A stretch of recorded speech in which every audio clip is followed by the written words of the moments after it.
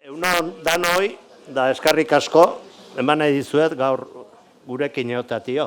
Ez dago egoaldi oso bikaine, baina hori ez dago aukeratzei gizak.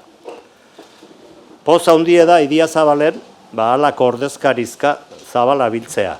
Gure proiektu estrategikoa honen inaugurazio ofiziale. Hasteko eskerrak eman nahi dizkizuet gaur gurekin bildu zate nahi. Denis Itxaso, Eusko Jaurlaritzako etxebizitza eta hiri agendako sailburua. Unai Andueza, Gipuzkoako Foru Aldundiko ekonomia sustapen eta proiektu estrategikoetako diputadua. Iñaki Alberdi, Idiazabal alkatea. Adurre Zenarro, Goiekiko presidentea eta Ordiziko alkatea.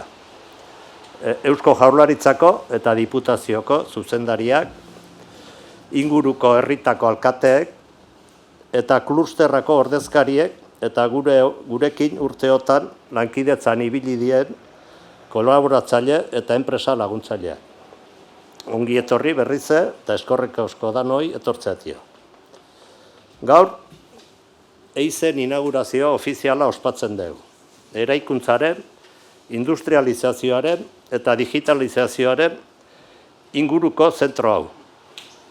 Egi esan, zentro hau aspalditxo martxan daukeu, 2 hilabete, probak, proiektu pilotook eta hasierako lankidetza gehiten. Baina gaur aurkezten dugu modu ofizialen, instituzioen aurreen, lurraldeen eta gure ingurune profesionalen. Hau da gurutzat hasiera puntu importante bat, ezagutza emateko, ate berrik zabaltzeko gure lanai, eta dagoeneko martxan dan guztie erakusteko. Duela aste batzuk jarri genuen eiz martxan helburu garbi batekin. Lehen esan deana, industrializazioa, digitalizazioa, eraikuntzan egunero praktikatan txertatuz. Bin metodologia, biki digitala, modulo industrializatuak, eta prozesu eraginkorragoak die zentro hontzan lantzen dituen lanildo nagusik. Eta hoi dana, tokiko industriari lotuta eta lurraldeko enpresai enkarlea lanean oinarritua. Eta aurten eiz ibilbidea eta gure berrikuntza estrategikoa oso ondo baloratuak izan die. Atzo, Goiekik enpresa ekimen berrin 28. lehiaketan eman ziguen berrikuntza proiektu honena enpresan. Saria jaso gendun. Eta sari honek erakusten do, egiten nahi gehan apuestue, bide zuzenen dijola eta balio erantxia sortzen aidala Goierrin. Era bereen, aurreko asteen, sarituak izan geha baita Gipuzkoako aurtenga enpresa txiki eta ertainen sarietan. Prestakuntzaren eta kalitatezko enpleadoren aldeko apuesto sendokatio. Eskerrak eman nahi nizkie Gipuzkoako Foru Aldundiari, haien laguntza ekonomikoa eta instituzionala oso lagungarri izan da, zentro hau martxan jartzeko. Eskertzen da, erakutsitako konfiantza eta gura lurraldeen etorkizun industriaren alde egiten nahi dan lana. Era bereen, apaiman berezi bat eman nahi dut, building taldei. Zuen laguntza teknikoa, orientazioa eta esperientzia ezinbestekoa izan da, eiz martxan jartzeko prozesu guztien. Eskarrik asko egindako bidekatik. Eiz ez da azpiegitura bat bakarrik. Lankiderantzako eta esperimentazioko gune iriki bada. Gure lansareak hemen alkerlanean ibili ahal izango due etorkizuneko soluzioak sortu eta probatzeko. Gure hurrengo etapa hemen eraikiko da, modu praktiko eta erreal baten. Eta nola ez, nire esker bereziena Iparragirre talde osoari. Zuen konpromisoa, zuen profesionaltasuna eta zuen ilusioa izan die proiektu honen benetako motorra. Eskarrik asko bihotzez. Eiz, atea zabaldu ematen duen paso berria berrikuntzaratzako, elkarlaneako eta eraikuntzarako, eta eraikuntza errezagoa eta hobeto egiteko da. gure ingurune industrial hontan. Eskerrik asko danoi. Eskerrik asko, Pedro, zure hitz horiengatik. Eta eskerrik asko zuri, zuzea guretzako lehenengo generazio hasi eta hirugarrengo generazio arte kate begi hori eman dezuna eta Iparragirren modelo hau txertatu dezuna. Eskerrik asko. Eta orain, harrera egiteko Idiazabal alkateri pasatuko dio Iñaki Alberdiri hitza. Eskerrik asko. Kaixo, egun on danoi, eskerrik asko Iparragir taldeari eraikuntza industrializazio zentroaren inaugurazio ekitaldi honetara gonbidatzeagatik. Eta herriko alkate bezala, danoi, ongi etorri ematen dizuet. Idiazabal, betianik izan da nekazale herri bat, eta bere izena mundu guztien oso famosoa da Gaztakatio. Baina hori, izena. Eta izenak bakarrik ez du herri egiten. Eta herrin izanan zati batek, oain dela 75 urte, industria aldera jozun. Eta gure herri eredugarri izan da, gaur eguneko industri sarea eta ongizate maila sortzeko gai izan ziren herritarra askon joari esker. Eta hori ere bada komunidadea. Eta hor komunidade hortan Iparragirrek pixu handie dauke Idiazabalen. Gu mabiko geha. Eta 75 urte ez, baina 50 dazkeu. Eta oaindik gogon dauket nola bizletan mabia juten ginenen, Pedro Naite, Jose Mari nola goten zan bere ofizina txiki hortan, papel pilo baten ingurauta. Eta arrezkio gauzak asko kanbiau die. Baina nik esango nuke Iparragir eraikuntzan 75 urte betetze izateko sekretutako bat horre ondala. Orduko espiritu eta humiltasun horrei heldu diolako. Baina argi dau, espiritukin da humiltasunekin bakarrik ez dala hainbeste denbora irauten. Eta gaur eguneko teknologik dagokion eremutan aplikatzen asmatzen, eta kasu honetan eraikuntzan ere egon da Iparragirren gakoa. Eta eraikuntzan industrializazio zentro honekin aurrea pauso bat eman due beti bezala. Eta norberan eremun pauso gaurreaka eta besten aurretik ematen dituenak irauten ditu 75 urte. Eta baita iraun gutu beste 75. Eta azkenik udalan eskerrona aitortu. Idiazabalen bertan mantentzea martxan jarri zuelako zentroa eta horren prestutasunegatio eta Idiazabalentzako lujo badalako Iparragir taldek herriakiko dauken errotze maila. Hori, horrela etxe izaztuela urte askotan eta esan dakoa, eskerrik asko. Eskerrik asko Iñaki, errotze hortan aria hartuta, badirudi enpresa konstruktorak Donosti aldera jun behar gehala da, han dagoelago talentua. Hori moda bat egon da, han jarri behar dela sedea. Guk hortan tinko egon geha. Guk esaten dugu hemen ere badagoela talentue. Eta gu hemen gedituko gara. Eta horrekin lotuta, esan, apostu hau edanak egin ditzazkegu banaka edo elkarrekin. Eta elkarrekin, klusterrak laguntzen digu, azkenen pauso bat ematen badugu norabide baten, bagoazen konpartitzea norabide hori zuzena baldin bada. Eta hortan zuen laguntza ezinbestekoa da. Beraz, Marta Epelderi pasako diotitza, buildingeko zuzendari nagusi gixara. Eskerrik asko.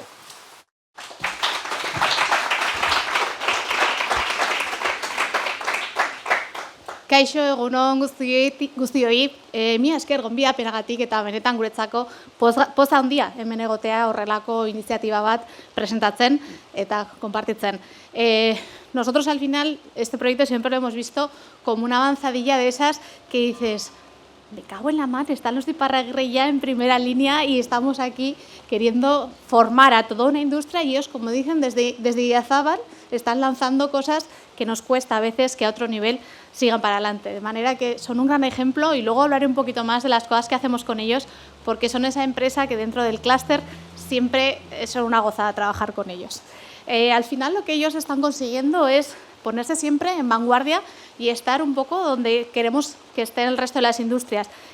Ahora ya estamos desde Euskadi con una estrategia de construcción industrializada muy fuerte gracias al Gobierno vasco, Denis, el gran impulso que estáis dando con el Hub de Construcción Industrializada, Pablo también, que lo he visto por ahí. Gran apoyo siempre para conseguir que esa necesidad de que haya demanda de estas nuevas tecnologías, pues ellos gracias a su impulso están consiguiendo que esa demanda de construcción industrializada empiece, pues por ejemplo, por la vivienda pública. Y ese proyecto, curiosamente, lo que va a hacer también, ese hub se va a conectar con esa parte que siempre hemos echado en falta en construcción y que el centro de hoy es un ejemplo. La construcción también es industria y a veces parece que estamos desconectados y que debemos de ser un sector distinto. Vivimos en Euskadi, tenemos un gran sector industrial y la construcción debe de ir hacia esa parte de industria. La construcción industrializada va a ser ese otro nicho en el que vamos a empezar a mezclar distintos sectores, pero tenemos además ahora, y lo anunciaron también la semana pasada, los proyectos transformadores del Gobierno vasco de la parte del Departamento de Industria. Por una vez tenemos ya la construcción que nos van a dejar meter mano dentro del Departamento de Industria, que siempre hemos estado un poco más alejados de ellos en la construcción. Y entonces, de repente, tenemos un escenario muy positivo. Empezamos 2026 con la posibilidad de proyectos transformadores que nos han encargado al clúster que nos encarguemos de dinamizarlos y organizarlos, el hub de construcción industrializada, donde también el clúster estamos involucrados, con lo cual nuestras 160 empresas asociadas van a empezar a poder trabajar en un entorno y en un dinamismo que hasta ahora no teníamos. Y eso es gracias al gran impulso que desde el Gobierno vasco, de verdad, muchas gracias, estáis consiguiendo que tengamos ese tejido que hasta ahora lo teníamos un poco disperso. Además, tenemos que empezar a pensar en global, que además hace poco también estuve con Nuria Andueza hablando de cómo la construcción tiene que empezar a diversificarse mucho más y tenemos que empezar a trabajar con máquina herramienta, con automoción, con naval. Todas esas industrias están directamente conectadas con la construcción industrializada y tenemos que empezar a entender esa conexión. Cosas también que os quiero contar, hemos aprendido de nuestros viajes, que además Iparraguirre siempre son fieles compañeros de esas misiones internacionales que hacemos, y hemos estado en Suiza aprendiendo que digitalización, sostenibilidad y construcción industrializada son puntas de un mismo triángulo, que ahí es donde tenemos que trabajar, porque todas esas cosas están directamente conectadas y así es como tendrá que ser la construcción industrializada, necesariamente digital y necesariamente sostenible. Y por último también una cosa muy importante, y Iparraguirre es ejemplo de ello, estuvimos en Inglaterra este año porque queríamos ver fábricas de construcción industrializada. Ya han tenido desde 2017 una estrategia muy potente de construcción industrializada. Curiosamente lo que hemos aprendido es que allí crearon grandes fábricas que luego no tuvieron la demanda suficiente para poder ser sostenidas, y de las 9 grandes que crearon quedan 5, y de las pequeñas, y de las que eran para modular, de 6 quedan 3. Entonces aquello fue una gran alarma para nosotros. Ojo, vamos a crear un tejido que sea sostenible. Gracias al Gobierno vasco estamos activando demanda y en la industria vamos a tener que ser lógicos. Esa lógica que pide que tengamos un tejido variado. Necesitaremos alguna gran empresa, que además ya tenemos, pero vamos a necesitar también que las pequeñas se monten en el carro. Necesitamos todo un nivel de tejido de empresas y de tamaños de empresas que tengan cada una sus capacidades de dar respuesta a la construcción industrializada, pero esto no va solo de grandes fábricas. Y ahí es donde alguien como Iparraguirre creo que ha dado ese primer paso muy valiente. Acaba de poner en el mapa una empresa de un tamaño relativamente pequeño haciendo ya cosas de construcción industrializada. Por eso quiero felicitarles una vez más y agradecerles siempre que cada vez que lanzamos una convocatoria, alguna ayuda, algún proyecto que hay que hacer, siempre es un sí y luego ya veremos cómo nos apañamos. Pero de verdad es que ricasco, porque al final es un lujo trabajar con vosotros, aparte de estupendas personas.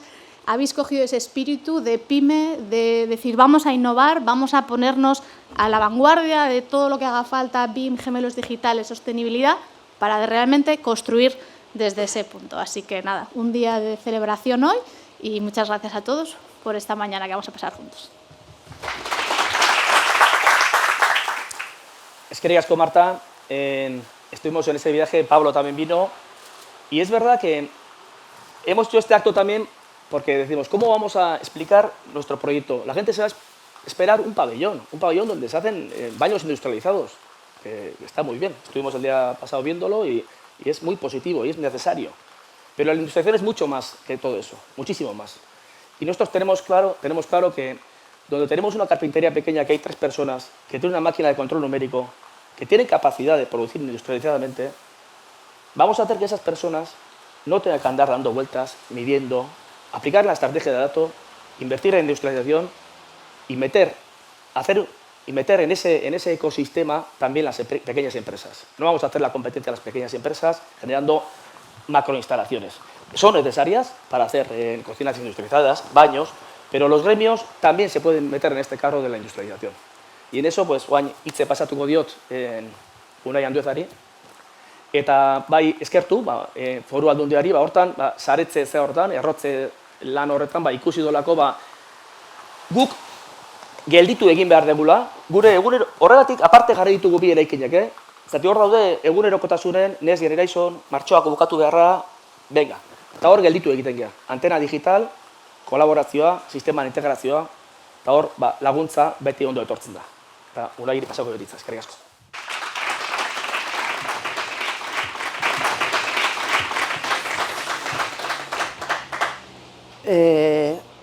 Idiazabalko alkate jauna, bai, Ordiziko alkate jaunara hemen ikusi dugu, Goiekiko presidentea, bai, sailburua, Eusko Jaurlaritzako sailburua, laguno, Batipaz Iparragirre familiari, bai, eta Iparragirre enpresa egiten duzuen langile guztioi ere, bai, egunon eta zorionak, bai. Egia esan, 75. urteurrena ospatu zenuten egunean, azken orduan izanun zerbait eta ezin izanun etorri, eta gaur, egia esango izuet, gustora eta posik etorri naiz, gaurko ekitaldi honetara, ez?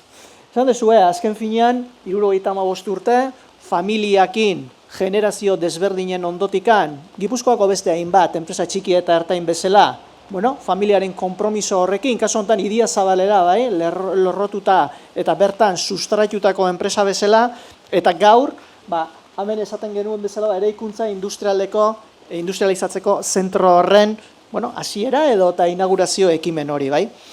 Nik uste, esango nizueke gaurkoa ez dala beste inaugurazio bat gehiago, nik uste badula bere garrantzi berezi bat, bai. Zeta gaur hemen irikiko duzuen espazio horrek, nik uste, Gipuzkoako ekonomiarentzat, bai, industria eraikuntza ere ekonomia da, nik ekonomia ordezkatzen dut kasu honetan, eta Goierri osoarentzat ere, Idiazabaldik, Gipuzkoara, Gipuzkoatik Euskadira, eta mundura ere, mugarri estrategiko bat markatzen duelako, bai. Eraikuntza ala da, bai, eraikuntza esango nuke, sektore bezala, gure lurraldeko ekonomiaren zutabe nagusienetako bat dela, bai.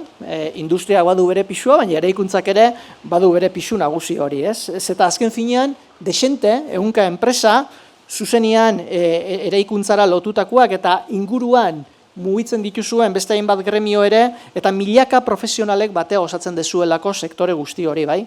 Beraz, funtsezkoa da gaineran ikusten dut, hainbeste jasangarritasunari buruz hizketan nahi ganean, eta badakit bildinetik eta klasterretik baita ere, ekimen horiek abian jartzen diela, esango nuke transizio horretan ere bere pisu espezifikoa eduki badaukala, bai. Utziko bazen idakete, ezaugarri bat bakarrik azpimarratzen sektorearena, erresilientzia, esango nuke. Erresilientziaz eta azken finean, historian zehar, nik uste hainbat eta hainbat krisi eta egoera desberdinak kudeatu behar izan dituzuela, eta gaur egun ere, eta hori, sailburuak ondo jakingo du, eskakizun sozial berriekin ere topo egiten dezuelako, eta horretara egokitzen jakin behar dezuelako. Eta beti erakutsi izan duzu, berritzeko, eta are esango nuke gero eta indartsuago ateratzeko kemen hori eta indar hori ere. Beraz, zorionak alde horretatik, bai. Azpimarratu nahiko nuke, bai, aurten, eta gaur konkretuki aurkezten ari zareten proiektu honek, sektore honek baduela espiritu eraldatzaile eta sendo baten isla dela, bai. Azken finean aurrera pausuak esan du baita ere Martak eta aipatu du nik hain gertutik ez nekin, baina garbi gelditu zaitena izan da zeharo enpresa aktiboa zeatela, eta bai klasterrakin, bai goiekikin, bai eragile desberdinekin, eta bai aldundiaren ekonomia sustapeneko diru laguntza deialdiak ere ondo aprobetxatzen badakizuela, eta gu gaina gustora, ez? Eta aplikatzen ditugunen eta ateatzen ditugunen hori izaten du helburu, bai? Esango nuke teknologia aurreratuak, prozesu eraginkorrak, produkzio modu berritzaileak uztartzen dituen proiektu bat daukazuela eskuartean, eta gaur abian jartzen dezuena. Eta aldi berean, nola ez, Idiazabarri lurraldeari, eta bertako enpresen jakintza uztartze hortan ere, lurralde osoari bere balioa ematen diona. Aldan inean, gu beti izaten dut, aldunditikan bide lagun izan da, ekimen pribatua, baina, esango nuke kolaborazio publiko-pribatu horren isla ere badela, bai, azkenean eragile publiko desberdinek, bide lagun hortan saiatu behalako babes bat ematen, bai. Esaten nuen bezala, garrantzitsua baita ere, 75 urteko enpresa bat, dagoeneko 75 urteetan kontsolidatutako eta aurrea eta ibilbide oparoa duen enpresa hori aitortu eta ospatu nahiko nuke, bere egunean hala egin ez nuelako. Eta azpimarratu du, alkateak esan du baita ere, ez? Konpromiso hori herriarekiko, aspaldikiko, eta nik uste tokiko ekonomian, untxe esaten zenuten bezala, baita ere gertuko beste hainbat enprese txikiekin, lankidetzan, arituaz, bueno, erreferente bat zeatela zuen eskualdean kaso hortan, ez? Eta nik uste dut gaur inauguratzen dugun zentro honeko indikan ere jauzi kualitatibo bat emango digula honekin lotuta. Esaten nuen bezala zorionak Iparragirre eraikuntza osatzen duzuen lantalde osoari. Zuen konpromisoak eta nik uste zuek egokitzeko aukide zuen gaitasun horrek ekarri zaituztelako honeaino eta etengabeko berrikuntza hortan erakutsi dezuelako baduk zuela gogo hori hasten jarraitzeko beti ere leialtasunetik, bai? Gipuzkoako Foru Aldundian argi daukagu gure betebeharra digitalizazioa, berrikuntza, balio erantzia handiko enplegua sustatzen dituzten proiektuak babestea dela eta horregaitik gaur aurkezten ari gean zentro honek eta gaur aurkezten ari gean ekimen horrek Gipuzkoako Foru Aldundiaren laguntza eta babesa jaso du, bai? Azken finean, sinisten dugun kualitate guzti horiek baditulako proiektu honek. Gipuzkoako enpresa sarearen berrikuntza eta industrializazio prozesuak sendotzeko gure estrategiaren baitan ondo lerrokatuta dagoelako alegia. Zentro honek ez ditu bakarrik aukera berriak sortuko, esango nuke gure lurraldeak etorkizunari aurre egiteko ere gaitasunaren erakusgarri praktikoa izango da.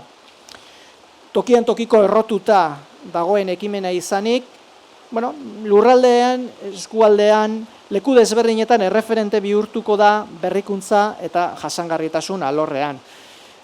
Esaten nun bezala Goierritik mundura begira, bai? Amaitzeko, aitortza berezia egin nahi diet bideo honetan lagundu duzuen enpresa, lagundu duzuen langile, lagundu duzuen ekintzaile, familia guztiari, bai? Klasterra, eragile desberdinak.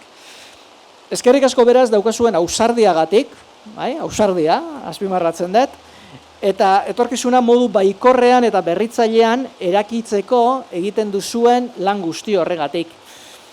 Gipuzkoa beti izaten dut, gaur egun duen ongizatea, ekonomia sendo baten ondorioa da baita ere. Eta hori enpresek egiten duzue sektore desberdinetatikan. Beraz, Gipuzkoak zuen beharra badu, eta ziur gaude, zentro honek ere, gure lurraldearen garapenean, ekarpen handia egingo duela. Beraz, eskerrik asko, Aldundiaren izenean bidelagun izaten jarraituko deu, eta segi horrela. Eskerrik asko.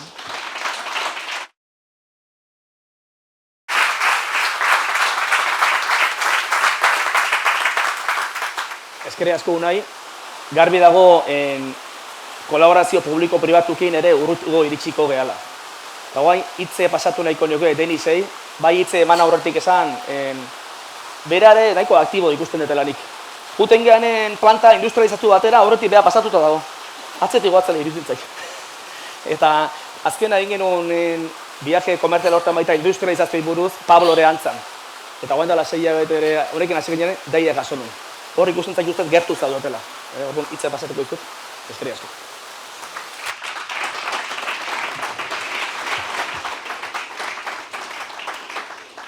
Idiazabalgo alkatea, Ordiziko alkatea, Iparragirre familia, klasterreko ordezkariak, Aldundiko ordezkariak, Jaurlaritzako etxebizitza eta industriako zuzendariak eta batipat, langileak eta Iparragirre taldean, lantaldea osatzen duzuen pertsona guztiei egunon eta eskerrik asko Jaurlaritzari egin diozuen gonbidapenarengatik, hori bada guretzat ere hemen egotea beti da berri on bat, halako egitasmo bat martxan jartzen danean, eta nik uste ospatzeko merezi duela, ospatzea. Naiz eta holako eguraldia izan da, neguaren lehenengo egun ofizialean gauden.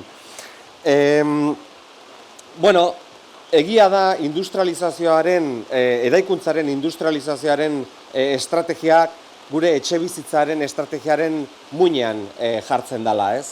Askotan esaten dugu, eta atzo bertan izan gendun Donostian nazioarteko kongresu bat, erakunde guztien parte hartzearekin, eta bertan, pixkat aipatu zen, etxebizitzak bizkortzeko, aldaketa normatiboak egin behar ditugula, finantzazioa gehiago behar dugula, baina baita ere mai gaineratu zen, ezinbestekoa dela, eraikuntzaren sektoreari ere bultzada ematea. Eta bultzada horretan industrializazioak daukan garrantzia bere bizikoa da, ez? Martak oso ondo esan duen bezala, bidelagun gera klasterrarekin, baita zentro teknologikoekin ere, izugarrizko garrantzia ematen diogulako sektorearen, eraikuntzaren sektorearen modernizazioari, ez?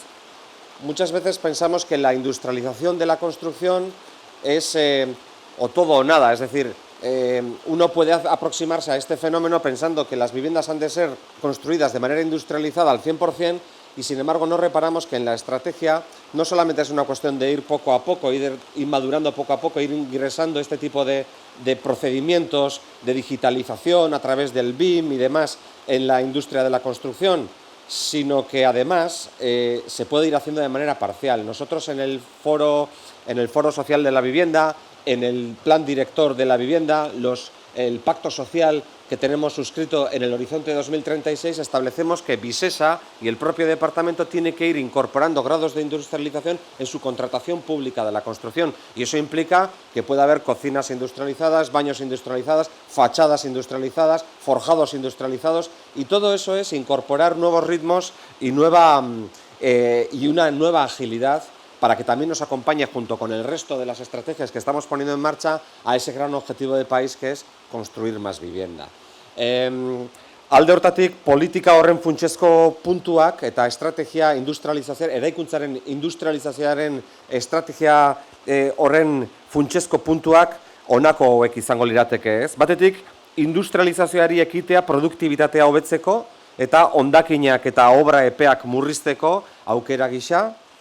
5 ardatz dituen esparru estrategikoa izango litzateke, prestakuntza, berrikuntza, ziurtapena zertifikazioa, alegia, ekoizpena eta lankidetza, 2 zeharlerro, digitalizazio alde batetik eta iraunkortasuna edo jasangarritasuna, gobernantza eredu bat, leheno aipatu dudan etxe bizitzaren aldeko itun sozialean bere muinean sartuta dagoen estrategia dalako eraikuntzaren industrializazioa, etxe bizitza babestu guztietan, publikoak eta laguntzak dituzten etxe bizitza pribatuetan ere gutxieneko industrializazio 100% eskatzea, portzentai bat eskatzea, BIM, leheno aipatu da, BIM metodologia ezartzea eta material birziklatuak sustatzea, eta baita ere, askotan esaten da, eraikuntzaren sektorean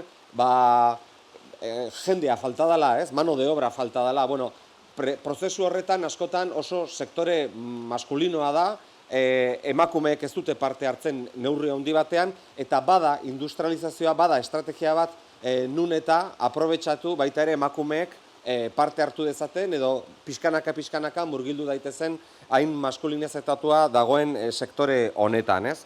Beraz, zorionak, 75 urte betet dituzuelako, eta zorionak horrelako pausu bat ematen ari zaretelako, benetan oso ondo lerrokatuta dagoena Jaurlaritzaren eta Euskadi osoaren estrategietan. Ez dut hemen ezer berririk esango, esaten baldin badut edo aitortzen baldin badut etxe bizitza momentu honetan erronka handia dela herri guztiarentzat, eta atzo esaten gendun bezala ez dela bakarrik kohesio soziala eta etxe bizitza azkenean gure bizi proiektuetan erdigunean dagoen arazo bada, ez dago etxe bizitza nahikorik, baina hortaz aparte baditu ere bere ondorio ekonomiko latzak. Etxe bizitzak ez dauden neurrian horrek baditu ondorio ekonomikoak. Gure errenta disponiblearen portzentai handi bat etxe bizitzaren kosteak ordaintzera pasatzera joaten dira, eta talentua ekartzea, izan Idiazabalea, izan Donostia, izan edonora, oso zaila da ez baditugu etxe bizitza nahikoak. Oraintxe Idiazabalgo alkateak ere aitortzen zigun, Idiazabalen ere beharra badagoela, leku guztietan dago beharra. Segurazki, entorno metropolitanoetan, beharra handiago egongo da, baina Idiazabal edo Goierri bezalako zonaldeetan beste motako beharra dago, eta da hemen populazioa finkatzea, beste lekuetara ez joatea, eta gure herriko ezaugarri nagusietako bat, eta harro sentiarazten gaitun ezaugarrietako bat da, gure oreka territoriala, gure lurralde oreka. Hori etorkizunera begira mantentzeak eskatuko du etxe bizitzak eraiki ahal izatea modu jasangarrian, modu neurtuan, baino azkarrago.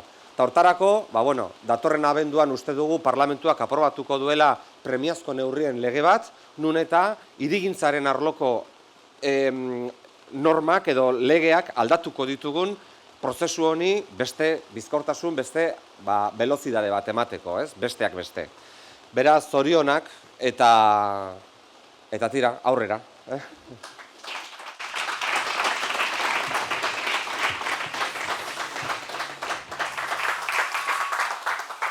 Nere burua aurkeztea tokatzen zait.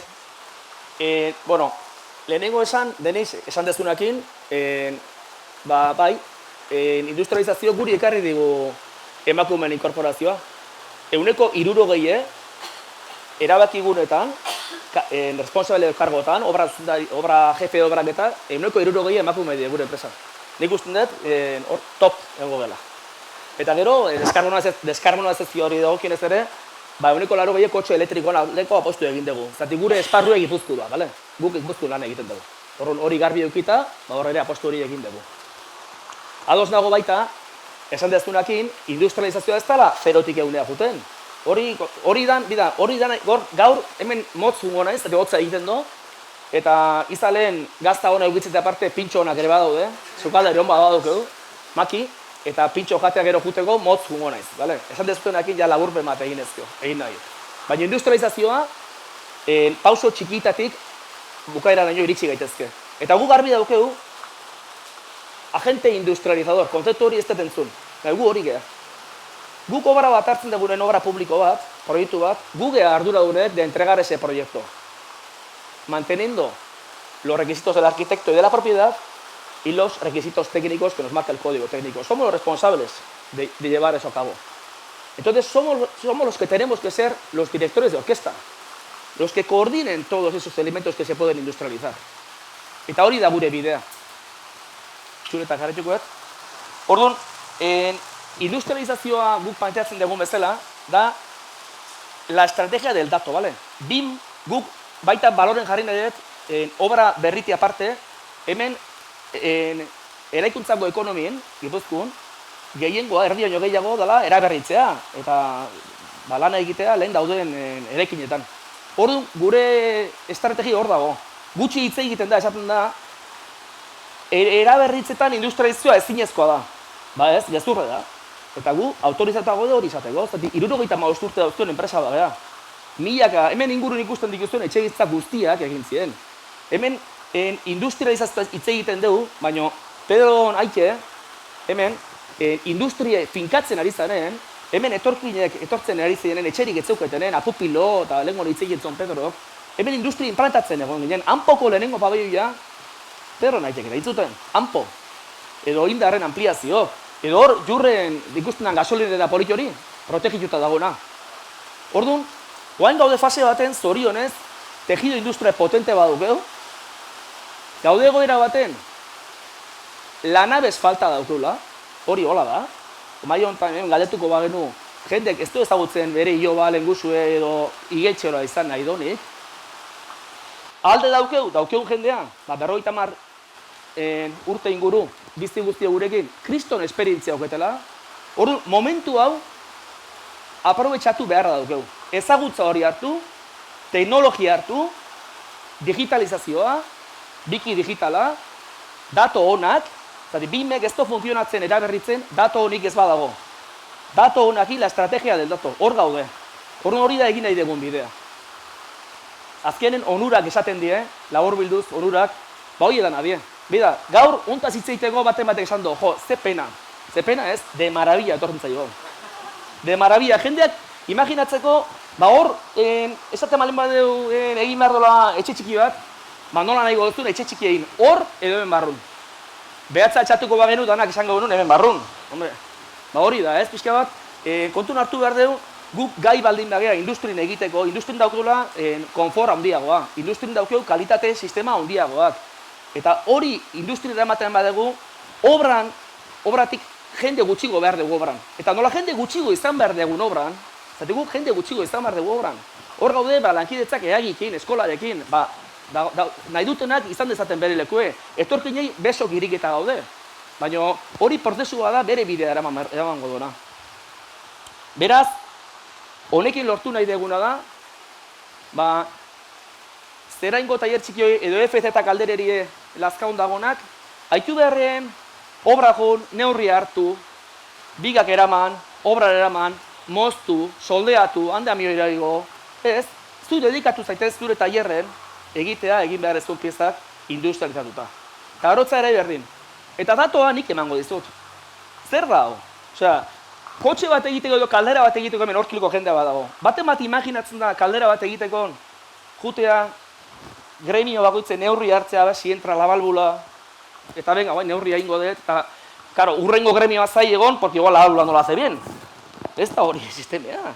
Osea, sistema izan behar du, guk neurrik ematen ditugu, gu gea los directores de orkesta, eta gero horredanak kuadratu egiten du, hori da industrializazioa.